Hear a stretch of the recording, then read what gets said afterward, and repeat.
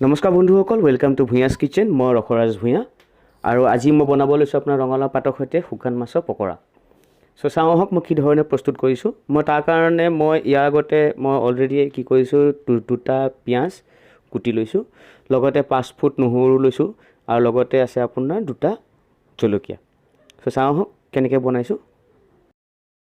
চ' বন্ধুসকল, মই এতিয়া কুটি লোৱা পিঁয়াজখিনি মই মিক্সিত দি ভালকৈ গ্ৰাইণ্ড কৰি লৈছোঁ আৰু ইয়াৰ লগতে মই আপোনাৰ লৈছোঁ 1.5 tablespoon red chilli powder.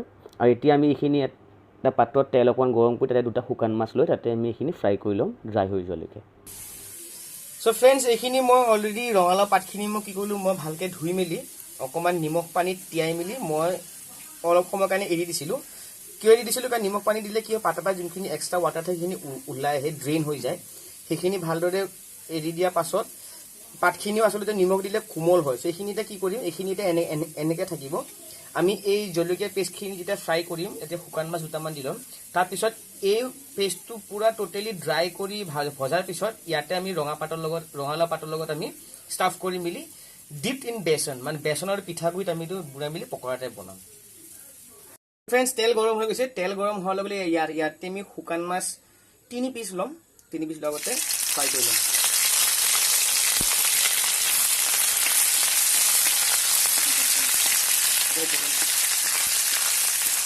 শুকান মাছটো হিডল হয়, এতিয়া আমি এইখিনি ভাঙি গ'ল, ফ্ৰাই হৈ গ'ল। ইয়াতে আমি এতিয়া কি কৰিম, যোনখিনি পিঁয়াজৰ পেষ্টখিনি আছে আমি এতিয়াতে ঢালি দিম।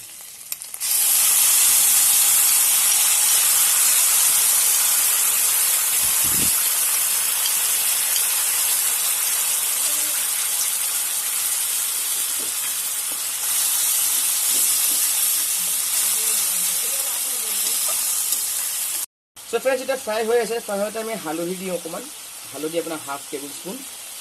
তাৰপিছত ইয়াতে আমি সোৱাদ অনুযায়ী আপোনাৰ নিমখ দিব লাগিব।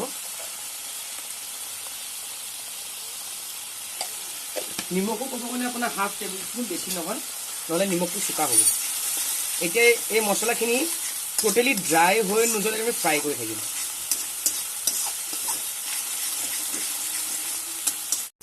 চ' ফ্ৰেণ্ডছ, এই পেষ্টখিনি আমাৰ এতিয়া অলৰেডি ড্ৰাই হৈ গৈছে। এতিয়া আমি এইখিনি এতিয়া এটা পাত্ৰ এটা নমাই ল'ম। ধুনীয়াকৈ এটা নমাই ল'লে হ'ল।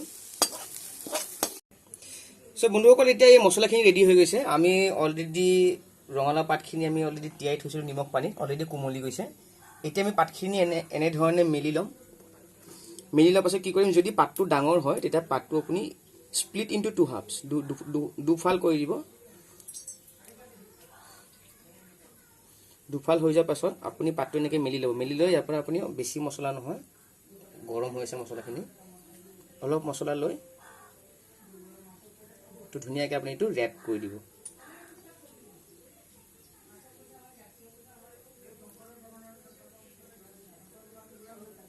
এইটো অলৰেডি ৰেপ হৈ গ'ল, ৰেপ কৰি থৈ গ'লে হ'ল।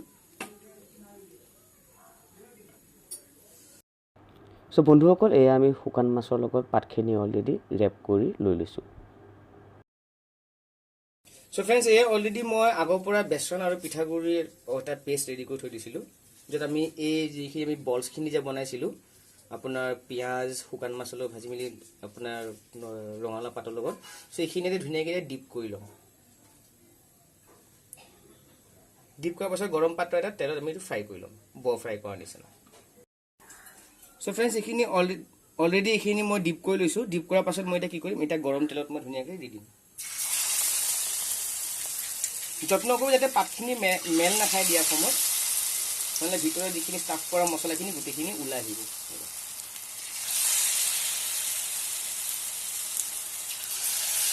মই ইনিচিয়েলি 4টা দিছোঁ, আপুনি আৰু দুটামান দিব পাৰে ইয়াতে। চ' বন্ধুসকল, এয়া পকৰাখিনি ৰেডি হৈ গৈছে অলৰেডি, বৰকেইটা, আৰু এটা ভাতৰ লগত খাবলৈ বৰ ভাল লাগিব।